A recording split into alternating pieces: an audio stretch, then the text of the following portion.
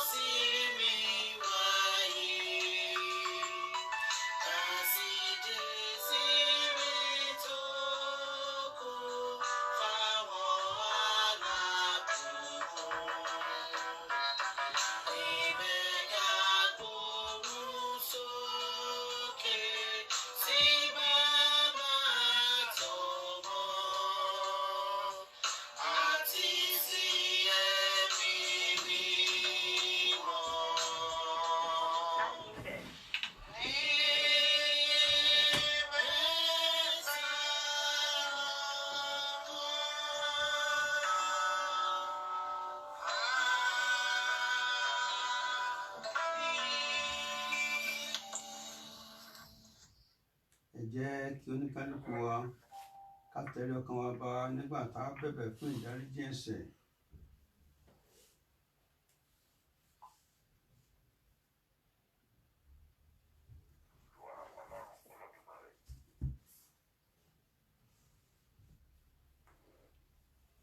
Olúwa gbọ́ ẹ̀bẹ̀ wa kí o sì dárí ẹ̀ṣẹ̀ wa jì wá ní orúkọ Jésù Kristi Olúwa àti olùgbàlà wa.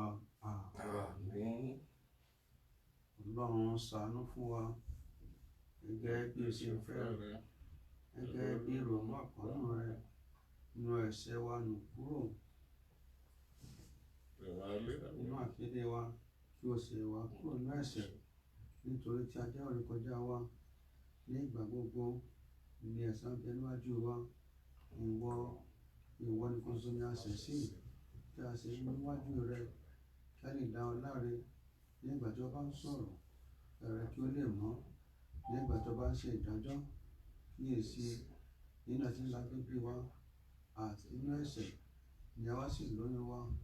Kíyèsí, ìwọ fẹ́ ìtọ́jú inú àti ní àìkọ̀kọ̀ yóò mú àwa ọgbọ́n, fi ẹ̀jẹ̀ rẹ fọ̀ wá, àwa ó sì mọ́. Wẹ̀ wá Olúwa, àwa ó kún dẹ̀gbọ́n lọ, mú wa gbọ́ ayọ̀ àti ní dídùn, kí àwọn tó ti rún kó lè máa yọ̀ wájú rẹ mọ́ kúrò lára ẹ̀ṣẹ̀ wa. Gbọ́ kí ó sì nú gbogbo àìṣedéédé wa nù kúrò, dá àyà tuntun sínú wa. Ọlọ́run, kó sì tún ọkàn dúdú rẹ sínú wa. Má ṣe ṣàwàtì kúrò níwájú rẹ, kí o má ṣe gba ẹ̀mí wa lọ́wọ́ wa.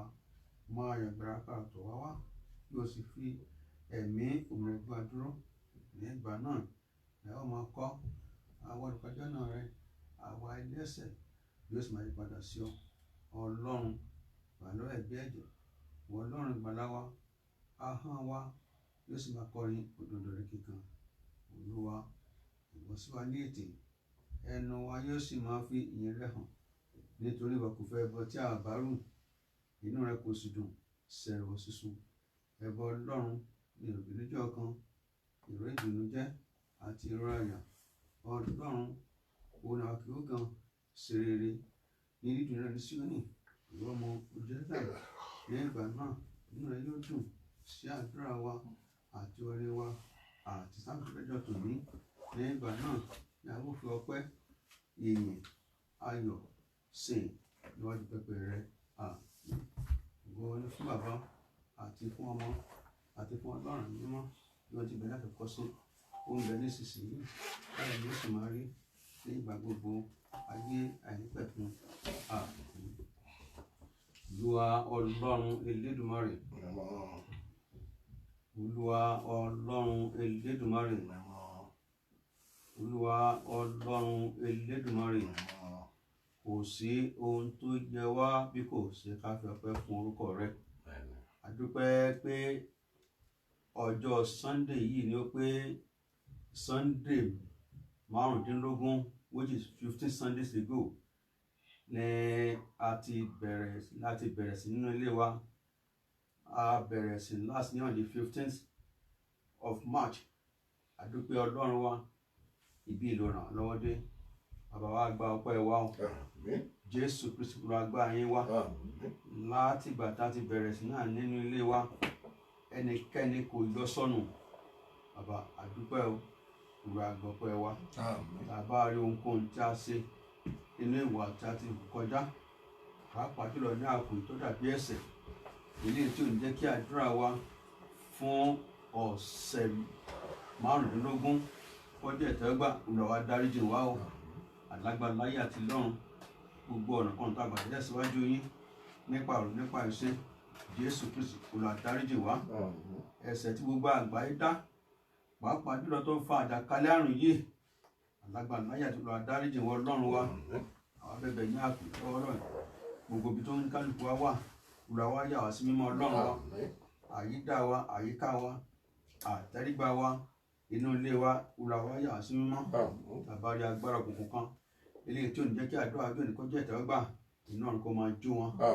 Pàápàá jùlọ látọjọ́ ìní lọ bàtà ó tẹ̀síwájú láti ọjọ́ mẹ́jọ tí a máa bẹ̀rẹ̀ sí wa nínú ilé ìsọníkálùkù Ọlọ́run wa wá ya ìgbé wa sí mímọ́. Àbẹ̀bẹ̀ fún agbára mi láti tọrun wá Olúwa gbé ọwọ́ Ọlọ́run wa. Agbára tó ń fún ní ayọ̀ agbára tó ń mú ògo wá fún ni pàápàá jùlọ gbogbo ògo tí a ti pàdánù fún ọ̀sẹ̀ mẹ́ẹ̀ẹ́dógún gbogbo ayọ̀ tí a ti pàdánù fún ọ̀sẹ̀ mẹ́ẹ̀ẹ́dógún gbogbo àìsàn tó bẹ̀rẹ̀ sí máa ṣe wá nípa ọ̀lẹ́ ìjáde fún ọ̀sẹ̀ mẹ́ẹ̀ẹ́dógún. Ọlọ́run wa o Ọlọ́run wa o Olúwa gbé agbára wọ̀ wá. Bàbá wa àti Ọlọ́run wa tẹ bá rọ ní agbára. Bàbá wa àti Ọlọ́run wa ìṣesí wa ìwàsí wa wọ́n máa jẹ́ mú yín bínú. Pàápàá nígbà táwọn bẹ̀rẹ̀ sí náà nínú ilé mọ́ rẹ Olúwa gbé agbára ọmọ rẹ. Èyí ni a tọrọ tí a bẹ̀bẹ̀ ní orúkọ Jésù Kristi Olúwa àti olùgbàlà wa. Rọra Olúwa. Bá wa ti ń bẹ̀rẹ̀ ọ bàbá forúkọ mọ́ rẹ kí ìjọba rẹ dé gbàdúrà káṣẹ láyé máa ti ń ṣe ilé ọmọ àwọn ẹni ọjọ́ lónìí lórí ìrí ẹ̀ṣẹ̀ rẹ̀ jù ọwọ́ lábẹ́jẹ́ àtúnṣe wọ́n fara sínú ọ̀dọ́ wọn gba aláàbí sí torí ìjọba ní tirẹ̀ gbára ní tirẹ̀ gbogbo àtọ́lá ní tirẹ̀ láéláé. Bàbá mi máa láṣẹ ọ̀run àìsí ìbéèrè ọmọ rẹ tó ta bẹ̀bẹ̀ ní orúkọ Jésù Kristi Olúwa àti olùgbàlà wa. A máa tẹ̀síwájú nígbà tí a kọrin ọpẹ́ inú ìsìn òwúrọ̀ yìí ilé tó wà nínú ìwé Psalms 92 ọkàn mi yin ọba ọ̀run.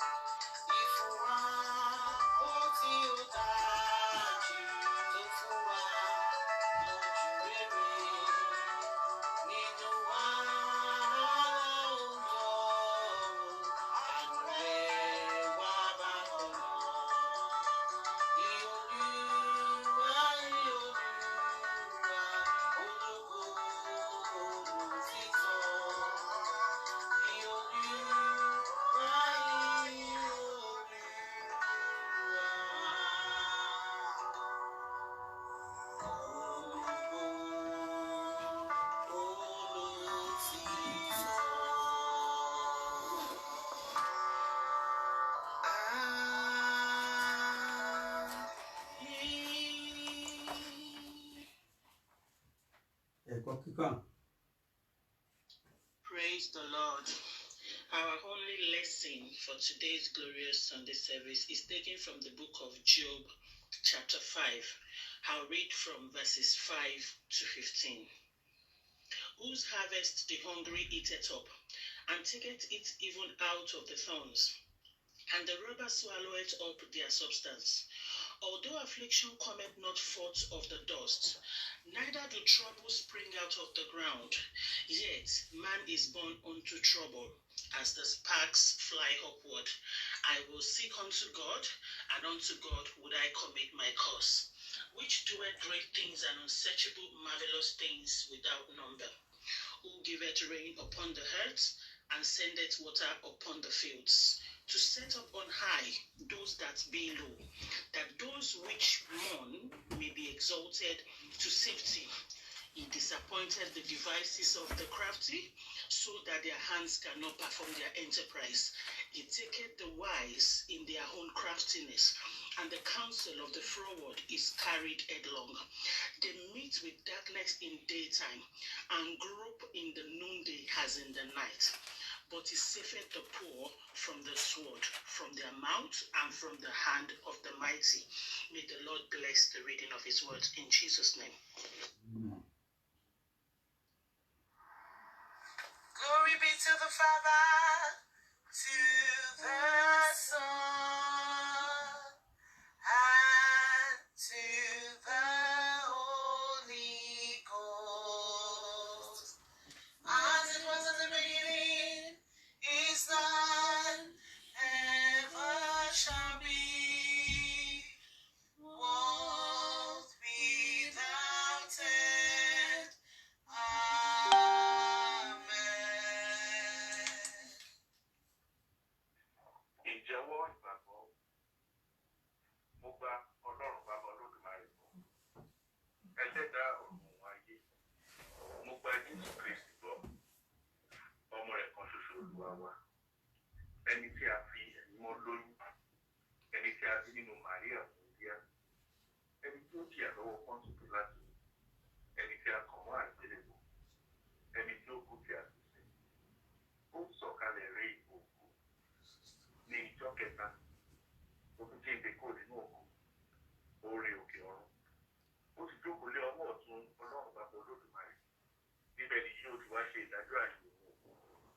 Mo gba ìdí mímọ́ gbọ́, ìjọ mímọ́ Ọlọ́run, ìdàpọ̀ àwọn ènìyàn mímọ́, ìdáríjì ẹ̀ṣẹ̀, àjíǹde ara ní ìsànkú, àti ìyè tí kò ní pẹ̀lú. Tí Olúwa tí ó wà pẹ̀lú yín. Ó sì pẹ̀lú ẹ̀mí rẹ̀. Ní orúkọ Jésù. Ní orúkọ Jésù. Agbára Jésù. Olúwa Ọlọ́run Olódùmarè. Mímọ́ àti mímọ́ jùlọ. Àwọn dúpẹ́ àyìnyọ́ agbórúkọ rẹ̀ ga nítorí ìwọ ni Ọlọ́run. A dúpẹ́ lórí ààbò rẹ nínú ayé wa. A dúpẹ́ kò fi wá sílẹ̀. A dúpẹ́ pé ààbò rẹ ó wà lórí ọmọdé àti àgbà. Olúwa wa gbọ́ ọpẹ́ wa. Àmín. Olúwa gba ìyìn wa. Àmín. Àwọn tọrọ wọn ààbò rẹ ní wákàtí Olúwa.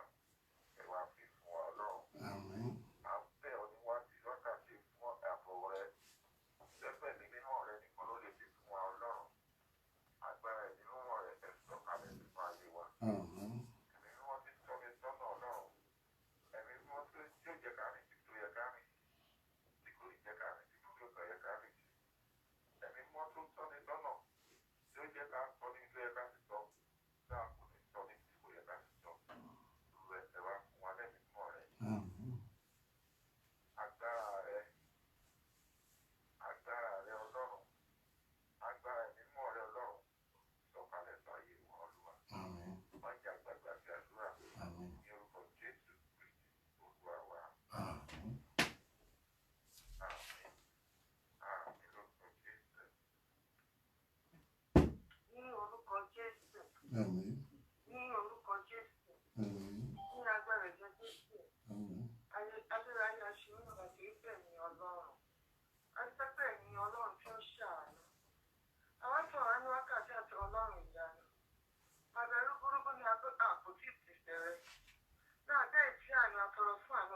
ṣàánú fún wa. Àmín. Ṣé pé Yorùbá ti ń ṣàánú fún ẹ̀dá? Kò sí nǹkan kan tá a lè dá ṣe láì sí àánú rẹ̀ ní ayé ènìyàn. Olúwa wá ṣàánú fún wa. Àmín. Gbogbo ọ̀nà tá a fi ń wojú rẹ̀, gẹ́gẹ́ bí oníkọ̀ọ̀kan, gẹ́gẹ́ bí ìdílé, gẹ́gẹ́ bí agbo Ọlọ́run, ní gbogbo orílẹ̀-èdè, Olúwa wá ṣàánú fún wa. Àmín. Ẹni ẹ̀yin ó máa ṣàánú fún àwọn tí èyí ń ṣàánú fún. Àwọn sọ̀rọ̀ wákàtí àti Ọlọ́run ìyanu, gbogbo ọ̀nà tá a yẹ wá ń pòǹgbẹ àánú, gbogbo ohun tá a nílò láti fi ṣe Olúwa wá ṣe fún wa. Olúwa wá ṣàánú fún wa. Àtọ̀rọ̀ fún àánú tí mú ní lọ sí gíga. Àtọ̀rọ̀ fún àánú tí ń fi ní ọ̀kun rere. Àtọ̀rọ̀ fún àánú tí ó mú wa ṣàṣeyọrí ní gbogbo ọ̀nà. Àtọ̀rọ̀ fún àánú tí kò ní ìgbìmọ̀.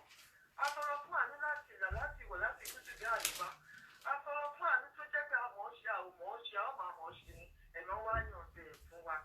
Àánú bíi ti bá tún àfọ́jú, Olúwa wá yàn bẹ̀ fún wa. Àánú bíi ti agbowó òde ènì, Olúwa wá yàn bẹ̀ fún wa. Ní gbogbo ọ̀nà tá a fi ń wojú rẹ̀ fún àánú Ọlọ́run ìyanu, Olúwa ṣàánú fún wa. Àwọn àjọ ìdáàánú rẹ̀ nítorí pé wọ́n lọ́ba tó pèsè fún ẹ̀dá. Gbogbo oore tá ayé wa nílò, Olúwa wá pèsè ẹ̀ fún wa. Gbogbo oore tá ayé wa nílò fún ògo rẹ̀, Olúwa wá pèsè ẹ̀ fún wa. Àtọ̀rọ̀ fún iṣẹ́ fún gbogbo ọkọ̀ tí mojú rẹ̀ fún iṣẹ́. Àtọ̀rọ̀ fún ilé fún gbogbo ọkọ̀ tí mojú rẹ̀ fún ilé. Àtọ̀rọ̀ fún ọmọ fún ọkọ̀ tí mojú rẹ̀ fún ọmọ. Olúwa wá pèsè ẹ̀ fún oníkálukú. Àwọn ojú Ọlọ́run ìyanu, fún ìpèsè ohun rere gbogbo Ọlọ́run ìyanu, Olúwa wá pèsè fún wa. Gbogbo ọ̀nà táyé wá fi ń pòǹgbẹ, Olúwa pèsè ohun rere fún wa. Má ṣe àṣàláì ní ohun tó dára.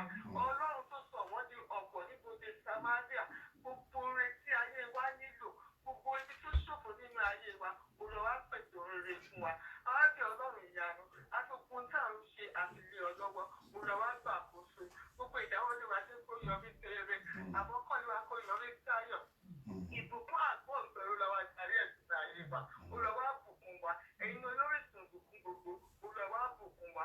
Ẹ̀bùkún iṣẹ́ ọwọ́ wa, ẹ̀bùkún ayé wa, ẹ̀bùkún ọ̀nà wa, ẹ̀bùkún àwọn ọmọ wa, ẹ̀bùkún àwọn ọkọ wa, ẹ̀bùkún àwọn aya wa. Gbogbo ìdáwọ́lé wa kó yọrí sí bùkún.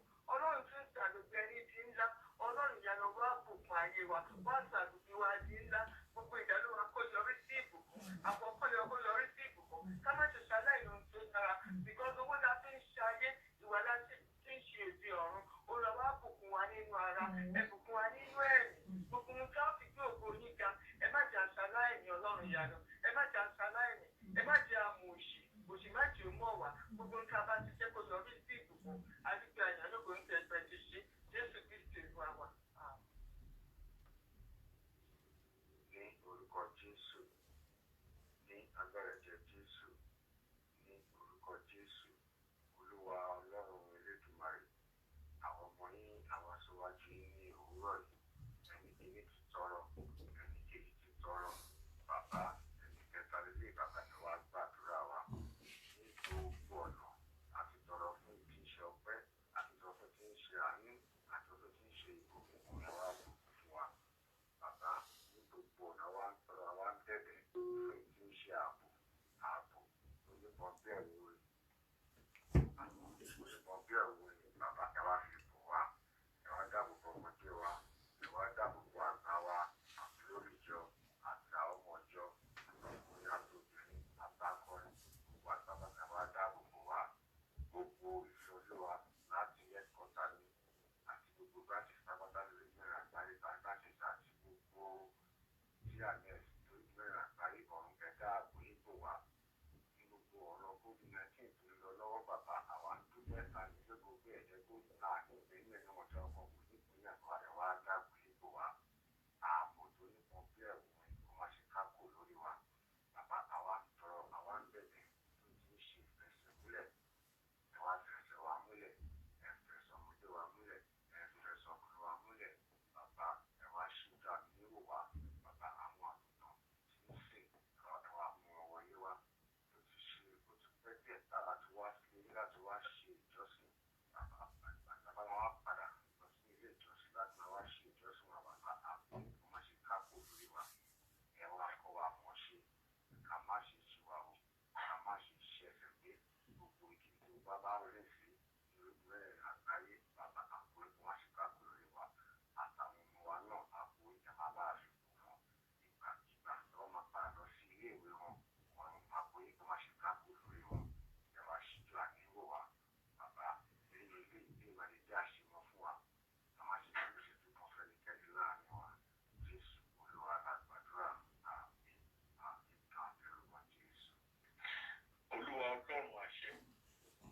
láṣẹ láyé àti lọ́run ọba tó fi àṣẹ sọ̀rọ̀ ẹ fàṣẹ sí ìtọrọ àti ìbéèrè wa Àmín o.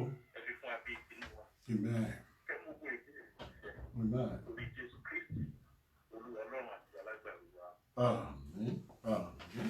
Àmín. Lórúkọ Jésù. Hallelujah. Hosanna. Iye.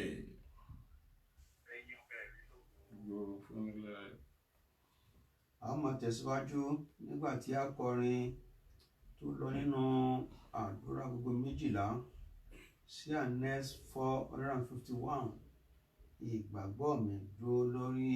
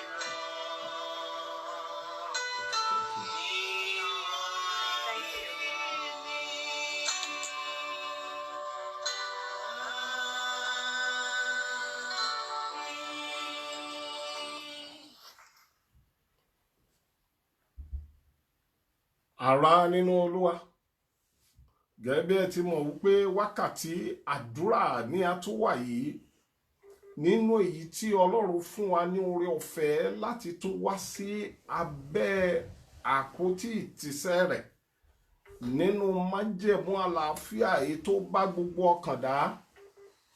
Ẹ jẹ́ kí a máa gbé Olúwa wa ga nínú wa. Ẹ jẹ́ kí a máa gbé àdúrà ọpẹ́ bí ẹ̀mí mímọ́ bá ṣe darí ọkàn àti ẹnu wa. Ẹ jẹ́ ká fi ògo fún Ọlọ́run èyí tó yẹ fún orúkọ rẹ̀. Ẹ jẹ́ ká bu ọlá ńlá fún orúkọ rẹ̀ mímọ́, fún ìdásí, ìpamọ́, ìkẹ́ àti ìgẹ́ rẹ̀ lórí ẹbí, ará àti ìjọ Ọlọ́run lápárapọ̀, lórí àwa Kristẹni jákèjádò gbogbo àgbáńlá ayé. Ẹ jẹ́ ká yin Ọlọ́run wa. Ẹ jẹ́ ká gbé orúkọ rẹ̀ sókè. Ẹ jẹ́ ká dúpẹ́ lọ́wọ́ rẹ̀ fún oore gbogbo tó ń ṣe, fún èyí tó ń ṣe lọ́wọ́lọ́wọ́, fún èyí tí ó tún máa ṣe, fún ìdásí àti ààbò rẹ̀ lórí gbogbo ọkàn. Ẹ jẹ́ ká yin Ọlọ́run. Kì í ṣe fún wa Olúwa, bí kò ṣe orúkọ rẹ ni àwa fi ọlá àti ògo fún, nítorí ìṣeun ìfẹ́ rẹ àti nítorí òtítọ́ rẹ. Ọlọ́run tí ò jẹ́ káwọn kèfèrí ó béèrè ńbo ni Ọlọ́run wá wà, ìwọ la gbéga. Ẹ jẹ́ ká yìn tinútinú wa gbogbo, ọba tí ò jẹ́ dá láàbọ̀ ara, Ọlọ́run tí ò jẹ́ kán fi òkú wa ránṣẹ́ sílé. Ẹ jẹ́ ká dúpẹ́ lọ́wọ́ rẹ̀. À ń lọ bí iṣẹ́, à ń bọ̀. Ọlọ́run tí ò jẹ́ kán wá gbókú wa lórí títì, Ọlọ́run tí ò jẹ́ akọ́sẹ̀, Ọlọ́run tí ò jẹ́ aṣubú. Ìwọ la yìn o, ìwọ la gbéga. Ẹ dúpẹ́. Ẹni bá mọnú rò yóò mọpẹ́ dá. Ẹ jẹ́ ká yin Ọlọ́run púpọ̀ púpọ̀. Ẹ jẹ́ ká dúpẹ́ lọ́wọ́ rẹ̀. Ìgbà tá a sùn òun kò sùn, ìgbà tí a ń tògbé tá a ń lálàá, Ọlọ́run wá wà tí ojú rẹ̀ ń wò wá. Bíbélì lẹ́ni tó ń pa Ísírẹ́lì mọ́ kì í tògbé, bẹ́ẹ̀ ni kì í sùn. Ọlọ́run tó ń pa wá mọ́ tó tún ń jí wa láàárọ̀ ọjọ́ kejì. Ẹ jẹ́ ká yin orúkọ rẹ̀. Títóbi nínú ẹ̀rù, Ọlọ́run àwa má rídìí. Ohun tó máa burú ni kó o má dúpẹ́ rárá. Ẹ yin Ọlọ́run, ẹ̀yin orílẹ̀-èdè gbogbo, ẹ sápẹ́. Ohun tí ìwé Sáàmù wí nìyẹn. Ìyẹn ni pé gbogbo ohun tó ní nínú ara, nínú ọkàn rẹ ni kó o fi yin Ọlọ́run fún iṣẹ́ ribiribi rẹ̀ lórí wa, fún iṣẹ́ àánú rẹ̀ lórí ẹbí wa, fún iṣẹ́ àánú rẹ̀ lórí àwa Kristẹni jákèjádò, fún iṣẹ́ ìyanu rẹ̀ lórí àwa ayọ̀ni. Adúpẹ́, a yin Ọlọ́run. Ẹ jẹ́ ká dúpẹ́ gidigidi. Lẹ́yìn èyí, ẹ jẹ́ ká béèrè ohun tí a fẹ́. Ọlọ́run wa, ohun báyìí ló kù fún mi. Ọlọ́run jọ̀ọ́ fi lé mi lọ́wọ́. Ọmọ ẹni kì í béèrè àkàrà ká gbé òkúta lé lọ́wọ́, tàbí tó bá béèrè ẹja ká gbé ejò lé lọ́wọ́. Bíbélì ní tí bàbá ènìyàn burúkú nínú ìwé Mátíù bá mọ̀ láti tọ́jú ọmọ rẹ̀, mélòó mélòó ni ìwọ Ọlọ́run wa. Bíbélì wípé ká kankun, ká béèrè. Ó yá béèrè ohun tó ń fẹ́. Ọlọ́run, mo fẹ́ ṣàṣeyọrí. Ọlọ́run, owó mi há síbi báyìí, bá mi gbà jáde. Ẹ̀tọ́ mi nínú ìlú yìí tèmi náà ó fi di ènìyàn pàtàkì, ó há. Ọlọ́run, bá mi gbà jáde. Gbogbo ẹni tó mutí lórí ọ̀rọ̀ mi, ẹ̀mí mímọ́ kó wọ inú wọn lọ. Agbára ìjígìrì kó ta wọ́n jí.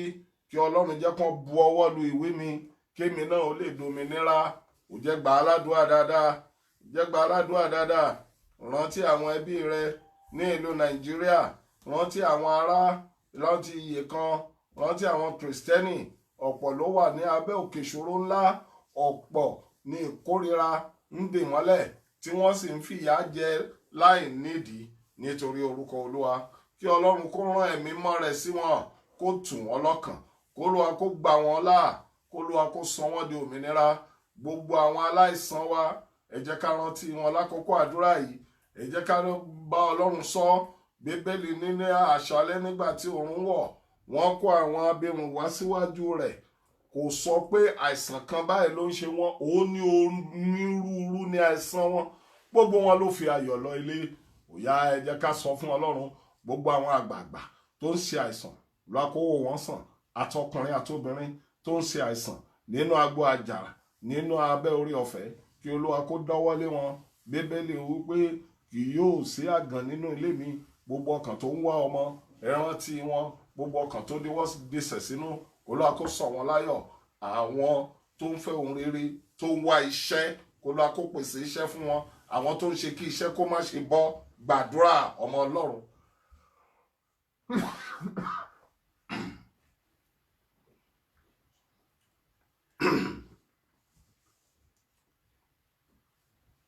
gbàdúrà.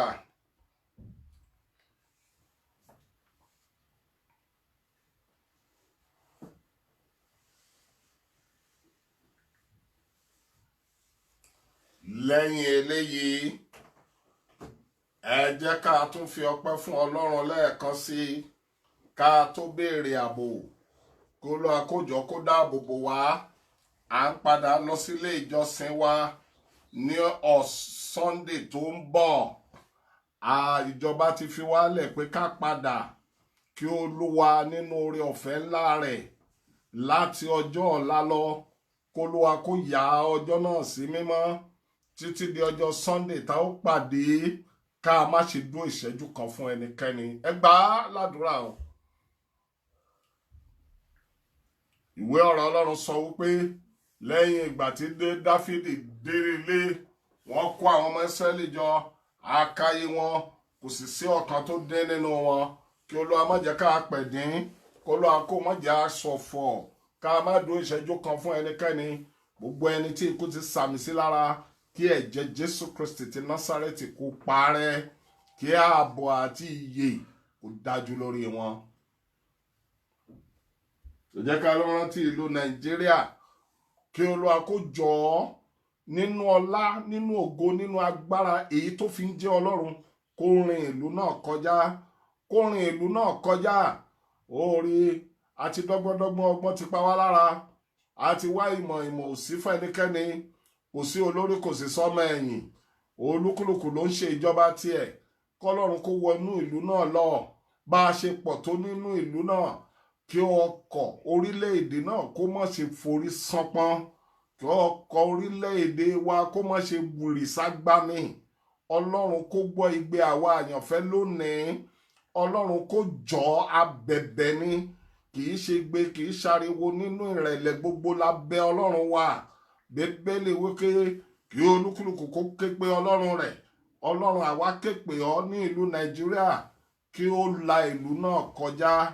Gbogbo àwọn tí ó ń darí orílẹ̀-èdè náà síbi tó ti wù wọ́n, tí wọ́n kàn ń jalè, tí wọ́n ń ṣe tó wù wọ́n, kí Ọlọ́run kó dì wọ́n lọ́wọ́ mú. Ọlọ́run kó jọ kó gba àkóso, kó rán áńgẹ́lì àlàáfíà sí ìlú Nàìjíríà, kárí lé padà sí. Bí àjò bá gbé ní ilé la lọ, bájò bá tún gbé ní náà darí sílé ni. Ilé kokoko báyìí ṣáà ní ẹyẹ ń ké.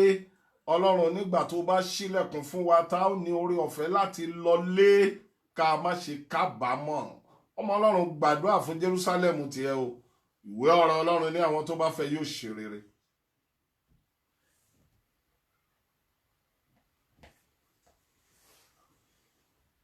Gbogbo ohun tí mo fà tọwọ́ mi ò tó, Ọlọ́run jọ̀ọ́ jẹ́ kọ́wọ́ mi ó tó. Ọlọ́run jọ̀ọ́, ẹ̀tọ́ èmi náà láti travel, láti lọ, láti bọ̀, láti padà. Ọlọ́run jọ̀ọ́ jẹ́ kó ṣeé ṣe fún mi. Bó nǹkan bá kù fún ènìyàn, ọ̀rọ̀ Ọlọ́run ni kó béèrè lọ́wọ́ Ọlọ́run ẹni tó fi ń fúnni, tó sì fi ń fúnni láì ṣèrègùn ni pẹ̀lú.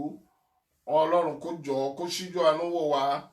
Olúwa kó ṣíwé ìrántí kan ìlú Nàìjíríà, kí ìlú náà kó gba ìmísí Ọlọ́run. Mú àdúrà rẹ wá sí ilé láti máa dúpẹ́. Bàbá, mo dúpẹ́ lọ́wọ́ rẹ nítorí pé ìwọ ń gbọ́ tèmi, àti pé ìwọ yóò tún máa túbọ̀ gbọ́ tèmi sí. Mo fi ìyìn àìlópin fún orúkọ rẹ.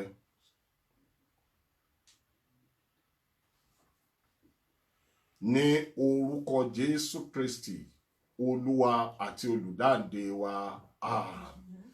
Ọba ayérayé, aládé àlàáfíà, Ọlọ́run wa gbé ọ̀gá. Ìyìn àti ọlá ńlá ni ìwọ wọ̀ láṣọ. Agbára ni Ọlọ́run wa wọ̀ láṣọ. Abo ọlá fún orúkọ rẹ tó tóbi tó sì ní ẹ̀rù. A yìn ọ́ lógo nítorí pé ìwọ ni Ọlọ́run wa.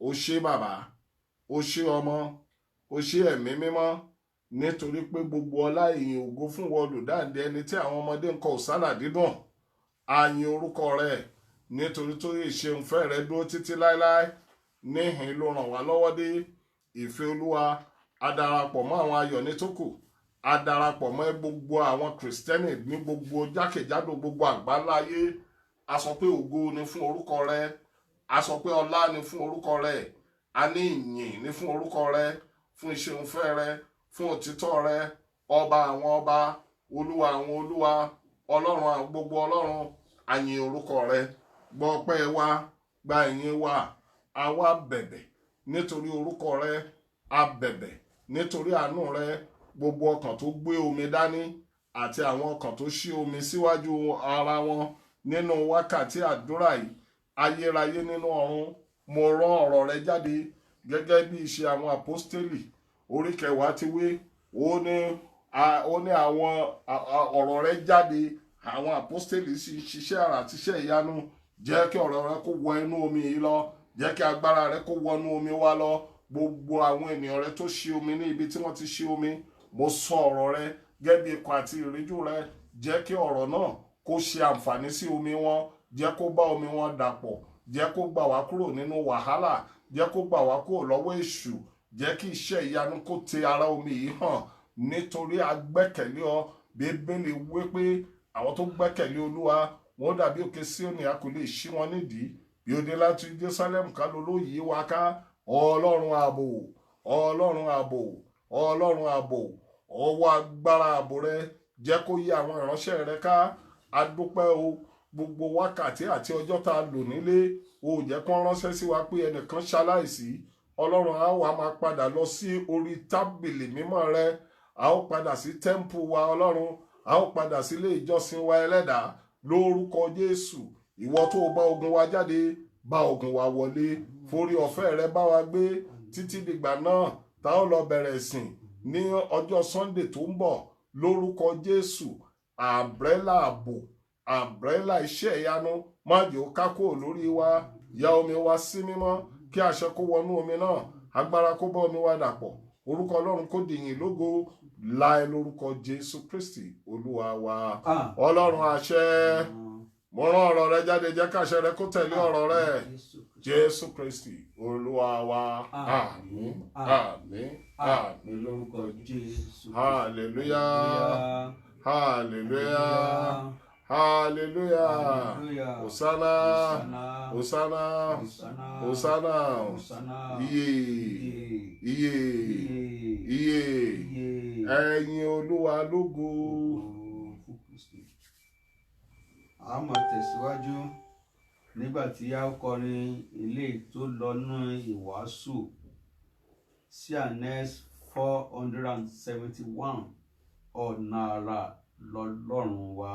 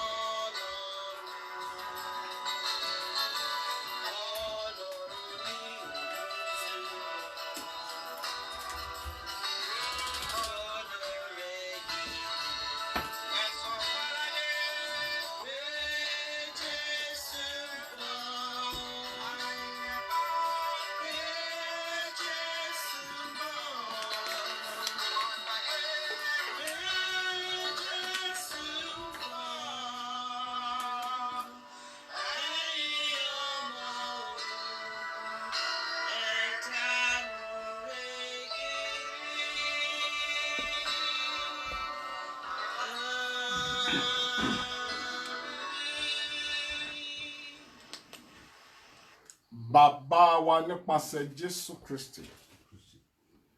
Àwa bú ọlá fún orúkọ rẹ nítorí àwa ń lọ sínú ọ̀rọ̀ rẹ èyí tí ó mú wáyé. Ìwọ olùkọ́ àgbà, olùkọ́ rere, tìkára rẹ sọ̀kalẹ̀ kọ́ àwọn ènìyàn rẹ ní ọ̀rọ̀ yìí. Gbéra mi kalẹ̀ bí ọ̀wọ́n àti àpótí ohùn.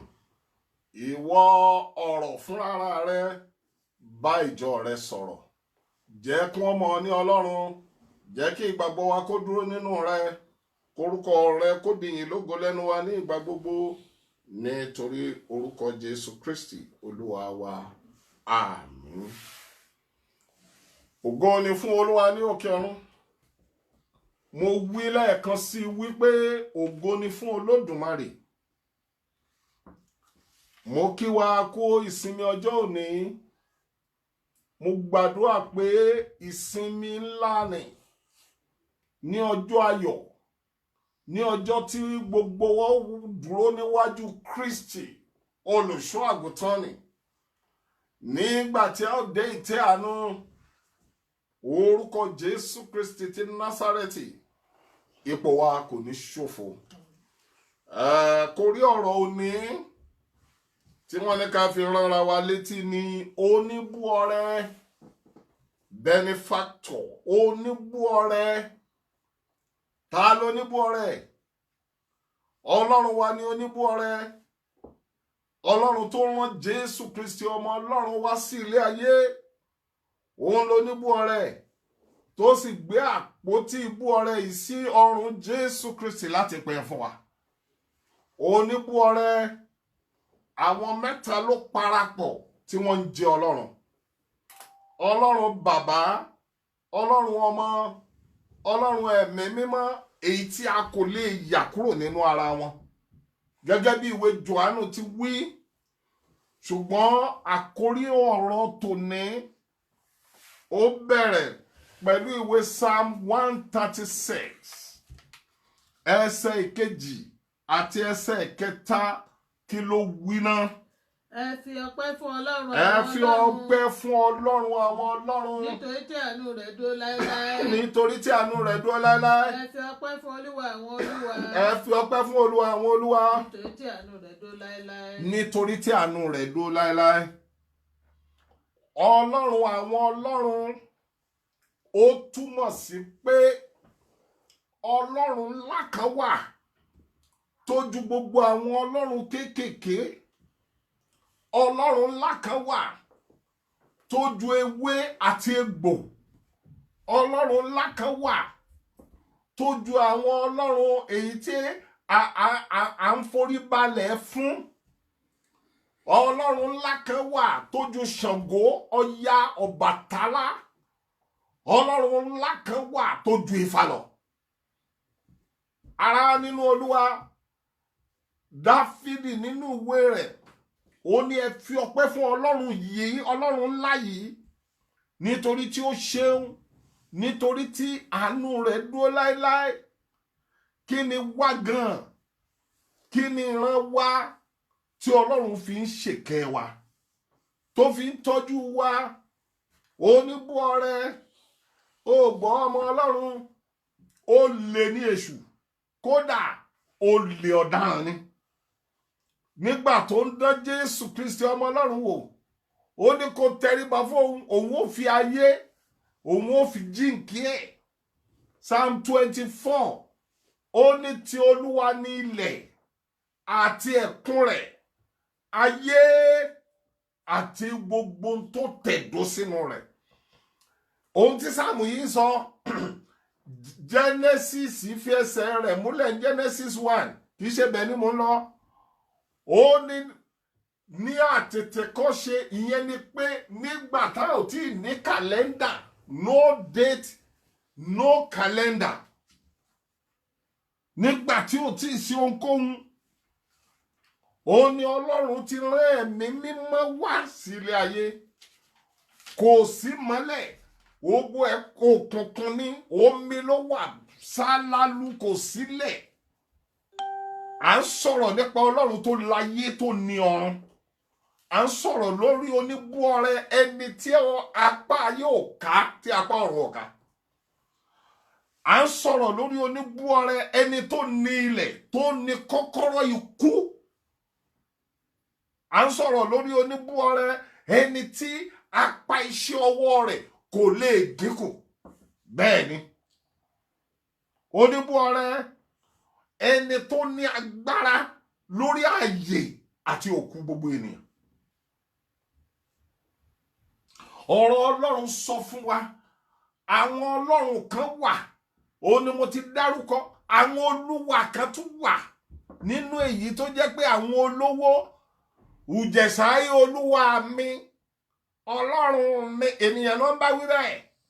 Ìgbà tó lówó lọ́wọ́, tó fowó ṣìkẹ́ wọn, wọn á pè lólúwa wọn. Àwọn tó lówó tó tún yẹ ènìyàn lówó, wọn á kó àwọn ọmọ wọn á fi ṣe ìwọ̀fà. Àwọn ọmọ wọn á máa pè wọn ní olúwa. Ṣùgbọ́n olúwa kan wà, olúwa ńláńlá, olúwa tó tóbi jù, olúwa tó ní ìmísí, ọlọ́run tó ń bẹ tó ń bọ̀ wá. Èwo ni wọ́n wá gbẹ́kẹ̀lé o? Gbogbo ẹni tó wà lábẹ́ ohùn mi. Ènìyàn ẹlẹ́ran ara ló gbẹ́kẹ̀lé àbí ọlọ́run yìí? Ọ̀pọ̀ ló ń sọ pé àwọn gbẹ́kẹ̀lé ọlọ́run nígbà tí wọn ò gbẹ́kẹ̀lé ọlọ́run. Ọlọ́run ní ètò, ó ní ìlànà. Ọ̀pọ̀ ní òye kò dẹ̀ béèrè lọ́wọ́ ọlọ́run. Bíbélì sì ni pé nǹkan bá kù fún ènìyàn kó béèrè lọ́wọ́ ọlọ́run, ẹni tí ì fẹ́ fún ni. Mo ń sọ̀rọ̀ lórí oníbú ọrẹ, mo ń sọ̀rọ̀ lórí ọlọ́run, mo ń sọ̀rọ̀ lórí Jésù Kristi, mo ń sọ̀rọ̀ nípa ẹ̀mí mímọ́.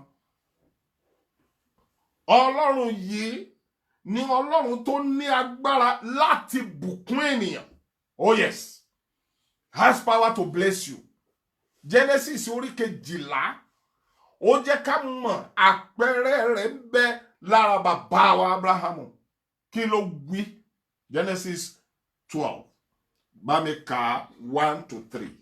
Olúwa sì fún Abraham pé. Gbọ́ ohun tí Olúwa wí fún Abrahamu ìránṣẹ́ rẹ̀. Jáde kúrò ní ilẹ̀ àti kúrò lọ́dọ̀ àwọn ará rẹ. Ó ní kó kọ́kọ́ jáde kúrò ní ilẹ̀ ibi tí wọ́n bí sí, bí lọ́dọ̀ àwọn bàbá rẹ̀.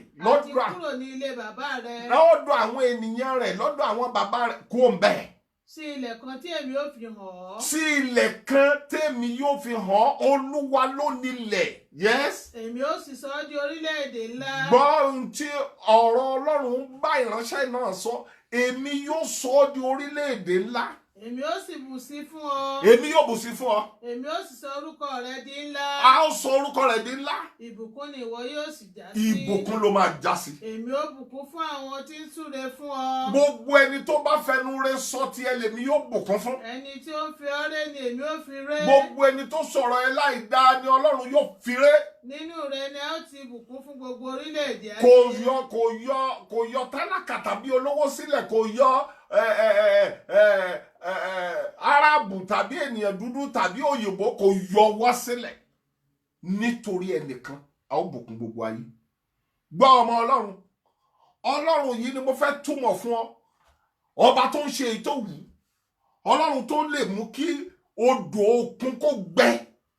Bẹ́ẹ̀ ni, Ọlọ́run tó lè ní kí odò òkun kó kún sí, tí kò sẹ́ni tí ó yẹ lọ́wọ́ rẹ̀ wò. Àwímáyẹ̀hùn, asọ̀rọ̀ má tàsé, ó tún wí ó yẹ̀hùn, kódà ó tún sọ ó ń tàsé. Bó ṣe wù ló ń ṣèjọba, ọba tá kì í bá ṣègbìmọ̀. Kò sẹ́ni tí ń kọ lọ́gbọ́n, kò sẹ́ni tí ń kọ lóye, kò sẹ́ni tó ń fi mọ̀nà. Òun ni amọ̀nà, aríran jùran lọ. Ọba tó dá wòlíì, ọba tó dá iṣẹ́ tó tún jẹ́ṣẹ́ ṣáájú wọn. Ọlọ́run yìí ń bùkún ẹ̀dá láì wo ègún orí ẹ̀. Ó ń bùkún ènìyàn láì wo ibi tí ó ti dìde. Kí ni Dítalólómì orí 8, bá mi wo ẹsẹ̀ 2-20. Ṣùgbọ́n yes, kí ìwọ kí ó rántí Olúwa Ọlọ́run rẹ. O gbọ́dọ̀, tó o bá fẹ́ kí Ọlọ́run bùkún ẹ, o gbọ́dọ̀ rántí Olúwa Ọlọ́run rẹ ní gbogbo ọ̀nà rẹ gbogbo. Nítorí pé òun ni ó fún ọ ní agbára láti ní ọrọ̀. Òun nìkan ló ń fúnni lágbára láti ní ọrọ̀. Kí kí o lè fi ìdí májẹ̀mú rẹ̀ tí ó búra fún àwọn bàbá rẹ̀ kalẹ̀. Kó lè mú ìlérí irú èyí tó ṣe fún Ábúráhámù tí a kà ní ìwé Genesis tí ó tún fi múlẹ̀ fún ìdílé tiẹ̀. Bí ó ti rí ní òní yìí. Bí ó ti rí gẹ́gẹ́ bí ó ti wà látètè kọ́ṣe bẹ́ẹ̀ ló wà títí dìsìn. Ará nínú Olúwa. Ta ló sọ pé bó bá lówó o ò ní lálàáfíà? Ta ló ẹni tó sọ pé olówó kì í lálàáfíà? Irọ́ ló pa. Bó bá rìn dáadáa níwájú Olúwa bí ó ti búra fún Ábúráhámù, kódà ó ní àlàáfíà, ó ní ìbùkún, ó tún ní owó lọ́wọ́. Gbọ́ ohun tí Bíbélì wí nínú ìwé Jòhánù kẹta, ìwé Jòhánù kẹta ẹyọ kan chapter kan péré lónìí, bá mi wo ẹsẹ̀ kejì. Olùfẹ́, èmi ń gbàdúrà pé nínú ohun gbogbo. Èmi ń gbàdúrà pé nínú ohun gbogbo. Kí o lè máa dára fún ọ. Kó lè máa dára fún ọ. Kí o sì máa wà ní ìlera. Kó o tún máa wà ní àlàáfíà ní ìlera tó wí yẹn. Àní bí ó ti dára fún ọkàn rẹ. Bí ó ti dára láti tu ọkàn rẹ nínú. Orí ta ló ń ṣe èyí bí kò ṣe Ọlọ́run? Àwọn ènìyàn wa máa sọ wípé bó bá ṣe kíní o ò lè ṣe gbá, bó bá ṣe léyìí o ò lè ṣe tọ̀hún. Irọ́ ló pa. Ọlọ́run nìkan ló lè mú kí COVID má délé ẹ. Ó lè mú kí àìsàn kankan kó má gbé ọ dé. Kódà bó o bá pàdé àìsàn lójú ọ̀nà, Ọlọ́run lè lé àìsàn jáde lára rẹ. Ó ti ṣe bẹ́ẹ̀ ṣáájú.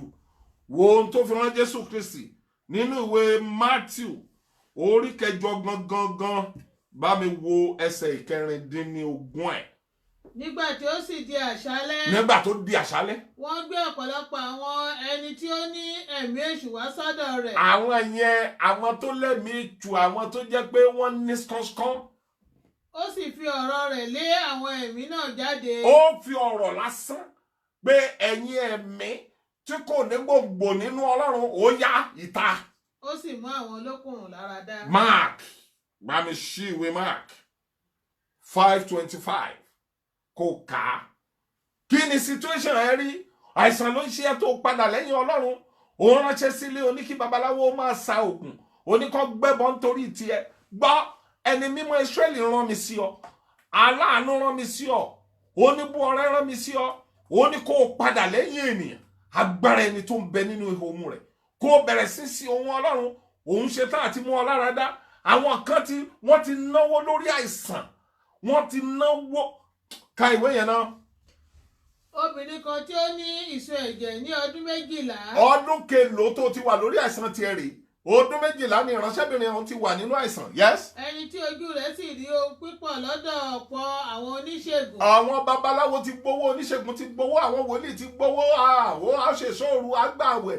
Wòlíì tó ń gbowó lórí àgbẹ̀. Wòlíì tó ń gbowó lórí àgbẹ̀. Ṣé bí Kristi ti fi rán ni?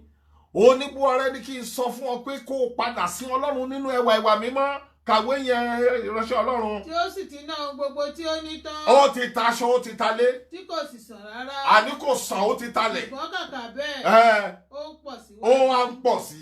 Nígbà tí ó gbúròó Jésù. Ó wá gbúròó akirisore. Ó wá sẹ́yìn rẹ̀ láàrin ọ̀pọ̀. Ó gbúròó olótìtọ́ ni. Ó gbúròó ọba àwọn ọba. Ó gbúròó olúwa àwọn olúwa. Ó gbúròó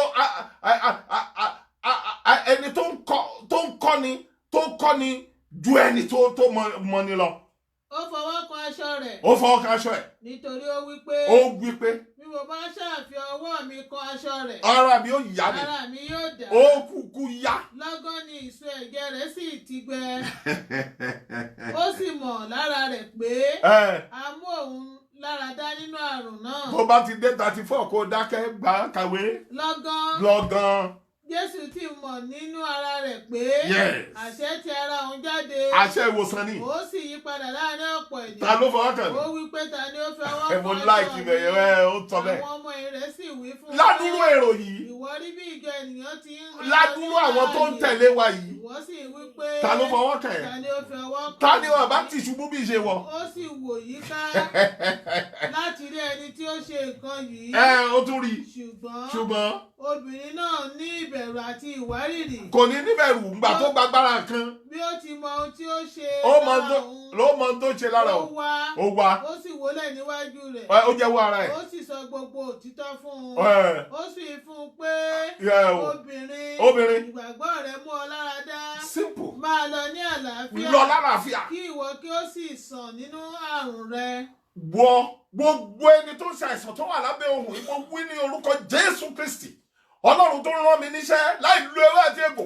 Mo sọ, mo pa á láṣẹ ni. Bí Ọlọ́run ti ń bẹ tó lu àwọn apọ́stélì 12 tó sì ń lu àwọn wòlíì tìsín ní àwọn tí kò jẹ ewé àti egbò, ní àwọn tí kò forí wọn balẹ̀ fún eré, mo sọ pé ó rí ìwòsàn lórúkọ Jésù Kristi. Kí wá ní ìṣòro rẹ náà tó ní bú ọrẹ ò lè gbà ọ́?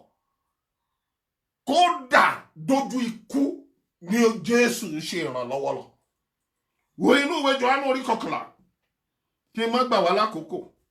Wo láti ẹsẹ̀ 2:40. John 11 verse 38. Nígbà náà ni Jésù tún kérora nínú ara rẹ̀. Ó kérora, Ó wá sí ibojì. ó wábòjì. Ó sì jẹ́ ihò. Ó A sì gbé òkúta lé ó jẹ́ ihò tí wọ́n gbé òkúta, wọ́n ti mọ́, wọ́n ti fi pala. Wo àwọn àfọ́kù òkúta wọ́n ti fi mọ́, wọ́n wá gbé òkúta ńlá rìbìtì, wọ́n yí bò. Jésù wí pé Yes. ẹ gbé òkúta náà kúrò. Bí àwọn Ísírẹ́lì ṣe ń sìnkú tiwọn nìyẹn. Wọ́n ní tó bá ti mọ́ bẹ́yẹn, wọ́n ní sábàkà, ibi tí wọ́n gbé òkú sí nìyẹn.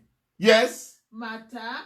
Arábìnrin ẹni tí ó kú náà wí fún un pé Olúwa ó ti ń rùn nísinsìnyí. Ó ti ń rùn, má jẹ́ kó gbókúta kú o. Ọjọ́ 4 rèé. Nítorí pé ó di ijọ́ mẹ́rin tí ó ti Ọjọ́ 4 rèé. Jésù wí fún un pé Jésù wá dáhùn wípé. èmi kò ti wí fún ọ pé bí ìwọ bá Bó bá gbàgbọ́. ìwọ ò rí ògo Ọlọ́run. Òun ni mo fi sọ pé ọ̀pọ̀ ń sọ pé àwọn gbàgbọ́. Wọ́n ń sọ ti COVID dípò ká parapọ̀ ká gbàwẹ̀ ká gbàdúrà. Ìjọba sọ pé òun la dúró lé lórí. Àwọn tí ò wá tó wa wọ́n á darí ẹ̀mí mímọ́ lára wa. Gbọ́ kàwé sí ká gbọ́ tí Jòhánù wí ń bẹ̀ yẹn jàre. Nígbà náà ni wọ́n gbé òkúta náà kúrò. Wọ́n gbé òkúta náà kúrò níbi tó ti rùn. Jésù sì gbé ojú rẹ̀ sókè. Ó wí pé. Ó sì wí pé. Bẹ́ẹ̀ni. Bàbá. Mo dúpẹ́ lọ́wọ́ rẹ. Torí tí ìwọ gbọ́ ti èmi. Oh yes. Èmi sì ti mọ̀ pé ìwọ a máa gbọ́ ti èmi ní ìgbà gbogbo. Oh yes. Ìdánilójú ìgbàgbọ́ nìyẹn. Ṣùgbọ́n nítorí ìjọ àwọn ènìyàn tí ó dúró ní. Àwọn tó ń gbóhùn mi yìí. Bí mo ṣe ń wí. Mo wí. Kí wọn kí ó lè gbàgbọ́ pé. Kí wọ́n lè mọ̀ pé ó wà. Ìwọ ni ó rán mi. Ìwọ gangan ni. Nígbà tí ó sì ti wí bẹ́ẹ̀ tán. Yes. Ó kígbe ní òun rárá. Lásárù. Jáde wá. Ẹni tí ó kú náà sì jáde wá. Ní àlàyé ọkàn. Tí a fi aṣọ òkú dì tọwọ́ tẹsẹ̀. Yes. A sì gbé gèlè dì í lójú. Bẹ́ẹ̀ni. Jésù wí fún un pé. Ẹ tú. Ẹ sì jẹ́ kí ó máa lọ. Ó ti tó ìyá mi ọmọ ayé. Ará nínú Olúwa kí ló wá sọ fún mi pé òkè ìṣòro rẹ ní Ọlọ́run ò lè mú. Mo béèrè ìdájọ́ wo ni àwọn ẹbí ṣe? Ìdájọ́ wo ni ìjọba ṣe? Ìdájọ́ wo ni ènìyàn ṣe? Ìdájọ́ wo ló lórí ìjọ tàbí bàbá aládùúrà ṣe? Tí a pa Ọlọ́run ọ̀run òkú tí ò ká. Kí ni tó ń yọ ẹlẹ́nu tó ń sá káàkiri? Dípò kó yìn Ọlọ́run, dípò kó dúró tí oníbọ̀rẹ́ ò ń sá káàkiri. Gbọ́, Ọlọ́run tí a ń sọ̀rọ̀ rẹ̀ yìí, ó lójú àánú. Jésù Kristi ní ojú àánú. Mi ò ní lè lo gbogbo ìṣúra tí mo kọ sílẹ̀ nínú ìwé mímọ́, ṣùgbọ́n kí n tó lọ, mo fẹ́ ká wo kéèsì kan. Ìṣẹ́jú 3 ló máa gbà mí, màá lè parí ẹ̀. Kéèsì tí mo wí, kéèsì tí wọ́n ń pè ní hopeless case, kéèsì tí ò ní àtúnṣe, kéèsì tó hopeless. When they say hopeless, ohun tí wọ́n sọ ni pé kò sí ìrètí kan mọ́ anywhere. Ṣùgbọ́n Ọlọ́run ní ìrètí. Wò ó, mo sọ fún ẹ, tẹ̀ríntẹ̀rín mo ní Ọlọ́run ní ìrètí. Ọlọ́run ni ìrètí ẹ, Ọlọ́run ni ìrètí gbogbo onígbàgbọ́. Bí mo ṣe mọ̀rọ̀ sọ tó yìí máa kú, bí mi ò tiẹ̀ mọ̀rọ̀ sọ rárá máa kú. So kì í ṣe yẹn ló issue, but ìrètí kan wà kódà nínú ikú àti ìyè ó ń bẹ síbẹ̀. Gbọ́ ọmọ Ọlọ́run, àní ìrètí kan wà nínú ikú àti ìyè, ìrètí yẹn sì ń bẹ síbẹ̀. Ìránṣẹ́ Ọlọ́run bá mi wo inú ìwé Lúùkù orí 7. Mo fẹ́ràn ẹsẹ̀ yìí púpọ̀ láti máa lò. Tí n bá ti lò tán, máa parí ẹ̀. Torí a lè sọ̀rọ̀ Ọlọ́run wa tán, a lè sọ̀rọ̀ Jésù tán, a lè sọ̀rọ̀ ẹ̀mí mímọ́ tán. Bó láti fẹ́ bẹ̀rẹ̀. Bá mi wò láti ẹsẹ̀ ìkọkànlá ẹ̀, bá mi wò. Ó sì ṣe ní ijọ́ kejì. Bẹ́ẹ̀ Lọ ni. sí ìlú kan tí à ń pè ní Náínì. Náínì. Àwọn púpọ̀ nínú àwọn ọmọ rẹ̀ sì ń bá a lọ. Àwọn ìlú olódi, tí wọ́n bá sọ pé ìlú olódi, Náínì jẹ́ ìkan nínú àwọn ìlú wọn. Yes. Àwọn ọmọ rẹ̀ sì ń bá a lọ. Wọ́n bá lọ bẹ̀. Àti ọ̀pọ̀ ìjọ ènìyàn. Àwọn èèyàn tẹ̀lé. Yóò sì ti súnmọ́ ẹnu bodè ìlú náà. Bó ti wá súnmọ́ ẹnu ibodè ìlú Náínì. Sì kíyèsí. Kíyèsí. Wọ́n gbé òkú kan jáde. Wọ́n gbé òkú kan jáde. Ọmọ kan ṣoṣo náà tí ìyá rẹ̀. Ọmọ kan ṣoṣo tí ìyá rẹ̀ bí. Ó sì jẹ́ opó. Ìyá náà wá di opó, ìyẹn ni pé bàbá ẹ̀ ti kú. Ọ̀pọ̀ ìjọ ènìyàn ìlú náà sì wà pẹ̀lú rẹ̀. Àwọn ènìyàn wá bẹ̀rẹ̀ sí tẹ̀lé opó yìí lẹ́yìn. Nígbà tí Olúwa sì rí i. Nígbà tí Jésù Kristi ọmọ Ọlọ́run rí. Àánú rẹ̀ ṣe é. Àánú mọ̀ ṣe o. Ó wí fún un pé. Ó wí pé. Má sọkún. Má sọkún mọ́. Ó sì wá. Ó wá. Ó sì fi ọwọ́ tọ́ àga pósí náà. Kò wulẹ̀ pé àwọn tó rù ú, èèyàn 4 ló rù ú. Mo lọ sí inú àwọn ìwé ìjìnlẹ̀ Bíbélì. Wọ́n ní ènìyàn 4 ló ru òkú náà, 2 níwájú 2 lẹ́yìn, wọ́n fèjì ká gbé. Irú èyí tí àwọn ọmọ bá ń bọ ìsìn máa ń ṣe nísìn, àwọn kílẹ̀ máa ń pè undertaker, àdúrà àgbà. Bẹ́ẹ̀ ni inú bẹ̀ ni wọ́n ti kọ́ṣẹ́. Kí ló wá ṣẹlẹ̀? Àwọn tí ó rù dúró jẹ́. Nígbà tí Jésù fọwọ́ kan etí pósí yìí, láì béèrè àṣẹ, láì béèrè excuse lọ́wọ́ ẹnikẹ́ni, ó kàn fọwọ́ kan. Àwọn tó rù ú bẹ̀rẹ̀ sí rí àmì wípé ẹni tó ń bẹ nínú pósí bẹ̀rẹ̀ sí jà rábúrábú, wọ́n dúró jẹ. Yes. Ó wí pé ọ̀dọ́mọkùnrin tó ń bẹ bẹ̀, mo pa láṣẹ tẹ̀lé tẹ̀kọ́ rẹ̀ bọ́ta. Ẹni tí ó kú náà dìde. Ó dìde, ó jókòó. Ó bẹ̀rẹ̀ sí fọhùn. Ta ló ń pè mí? Ta lẹni tó ń pè mí? Ta ló ń pè mí? Ó sì fà á lé ìyá rẹ̀ lọ́wọ́. Ó fà á lé ìyá rẹ̀ gbà, má sunkún mọ́. Ẹ̀rù sì bà gbogbo wọn. Ǹjẹ́ ní sì fún Ọlọ́run ti bàbá, Ọlọ́run ti ọmọ, Ọlọ́run ti ẹ̀mọ́, ní ká fi ọlá àti ògo fún láé àti láéláé.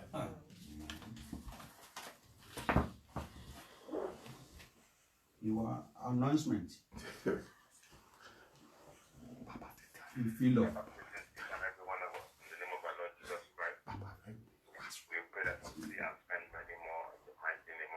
Amen. We thank God for giving us the privilege to be in His presence online today. And we believe in God that the time is late and soon we shall be back to church properly. The official date is official for next week, Saturday. But we will see the way the procedure goes and we shall check the congregation through all our forums where we shall be going back into church. Other service during the weekly meet today. Online we have Shiloh and Daniel Bank at 7 p.m. on Wednesday. On Friday, we have our Bible study at 9 p.m. All the rest have their Sunday school online. But before then, we shall be sending out through all the forums to let us know when we shall be back in church officially. If there are any more additional announcements as we go along, we shall let us all know by your name.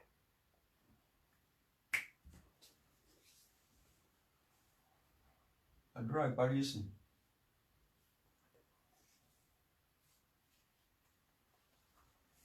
Ní orúkọ Jésù. Ní orúkọ Jésù. Amen. Ní orúkọ ńlá Jésù. Amen. Látàgbé ẹ̀dá ọba tiwa Olúwa dúpẹ́ àdìsọ́gbọ̀ àgbẹ̀ ìgbà bàbá gbọ́ pẹ́ wa. Amen. Kí a sọ fún oko sáré fàájì oníṣègùn kọ́kọ́ lọ ṣe tèmi náà àti ṣe tí ọ̀sẹ̀ yìí bàbá jẹ́ kó jọ́sẹ̀ ayọ̀ Àmín. Onínúorúkọ Olúwa Ọlọ́run wa làwọn fọpá tó wá dé ilẹ̀. Bàbá wa àti Ọlọ́run wa gbogbo ìta ti bèrè ní dáradára Olúwa wọ́n ṣe fún wa ní orúkọ Jésù. Àmín. Ọlọ́run wa ọba olúwo rẹ. Bàbá wa wá bẹ̀ ọ́. Nínú ọ̀sẹ̀ yìí yá inú ọ̀rẹ́ rẹ lù wá ní orúkọ Jésù. Àmín. Gbogbo ohun rere tó ti dòkú nínú ayé wa Olúwa bá wa tọ́jú ní orúkọ Jésù. Àmín. Àwa bẹ̀ yìí nígbà tá ò bá tún wá pàdé gẹ́gẹ́ bí ìjọ nílé ìjọsìn wa. Aláàánú àtolóore olùrànlọ́wọ́ ẹ̀dá gbogbo bàbá má jẹ́ kẹ́nikẹ́ni nínú wa ó pè ní orúkọ Jésù. Àmín. Gbogbo orúkọ má jò kọlù wá. Àmín. Àrùnkárùn má jò sọ wá lọ́jọ́. Àmín. Nígbà tí mo padà sí ṣọ́ọ̀ṣì àbí nígbà tá a padà sí ṣọ́ọ̀ṣì lélẹ̀ ìbẹ̀rẹ̀ sí ní ṣẹlẹ̀ òun bẹ̀rẹ̀ sí ní ṣẹlẹ̀ Olúwa má jẹ́ á rí ní orúkọ. Àmín. Olúwa dáàbò bò wá. Àmín. Sọ̀rọ̀ wa dayọ̀. Àmín. A ó máa yìn, a ó máa gbé ga. Àmín. Jésù Olúwa wa. Àmín. Àmín. Àmín lórúkọ Jésù. Vesper CNS 19 wá bá mi gbé.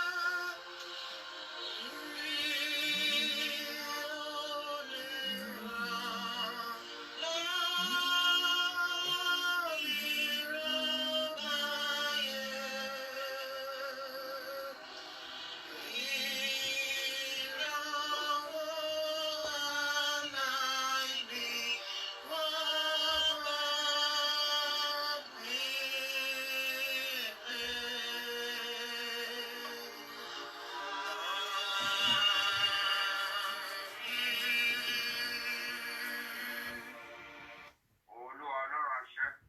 Ọba tí ń fi àṣẹ sọ̀rọ̀. Kábíyèsí. Gbogbo ní tiwa àṣẹ dọwọ́ yìí pàṣẹ sí ìbéèrè wa. Àmín. Ní orúkọ Jésù Kristi Olúwa wa. Àmín. Àmín. Àmín. Àmín lórúkọ Jésù. Àdúrà ní ìdákẹ́jẹ́. Lẹ́ka fi ọ̀nà wa lé Olúwa lọ́wọ́.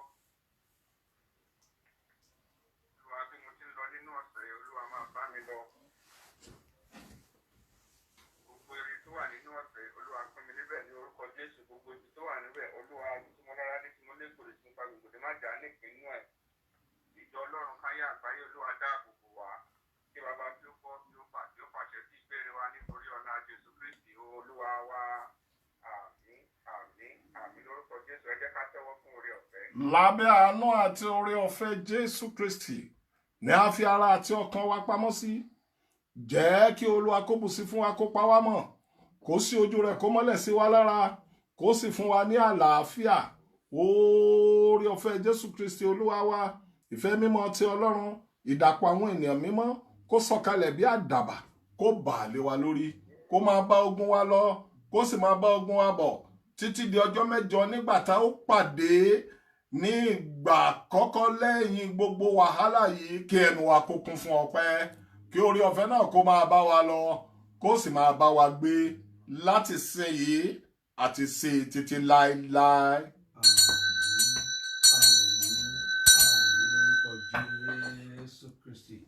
Hallelujah. Hallelujah. Hallelujah. Hallelujah. Hallelujah. Hallelujah. Ayake hallelujah. Hosanna. Hosanna. Hosanna. Hosanna. Hosanna. Hosanna. Hosanna. Iye. Iye. Iye. Iye. Iye. Iye. Iye. Ẹ̀yin Olúwa lógo.